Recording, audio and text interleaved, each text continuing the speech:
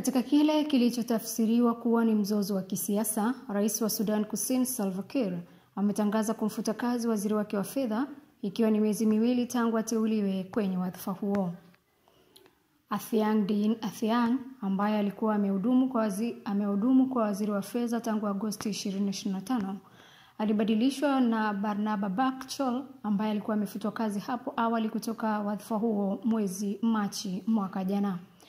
Hakuna sababu rasmi iliyotolewa kwa mabadiliko hayo hivi karibuni, ingawa yanakuja kufuatia changamoto kali za kiuchumi nchini humo, ikiwa ni pamoja na mfumuko wa bei wa juu na kushuka kwa thamani ya sarafu. Mabadiliko hayo yanakuja wakati ambapo masuala ya kiuchumi Sudan Kusini yamekuwa mabaya zaidi kutokana na usumbufu wa usafirishaji mafuta ghafi unaosababishwa na vita vinavyoendelea katika nchi jirani ya Sudan. Shirika la fedha la kimataifa IMF limetabiri kushuka kwa uchumi wa 4.3 na mfumuko wa bei wa 65.7 kwa mwaka 2025. Kuondolewa kwa mawaziri ni sehemu ya mtindo wa Rais Kiir wa kufanya mabadiliko ya mara kwa mara katika baraza la mawaziri na jeshi, ambapo wachambuzi wanapendekeza analenga kudumisha udhibiti wakati wa nchi inapokabiliwa na ukosefu mpana wa utulivu wa kisiasa na kiuchumi.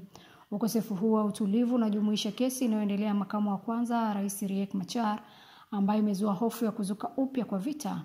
Uchaguzi unasogezwa mbele mara mbili hivi karibuni zaidi hadi Disemba 2026.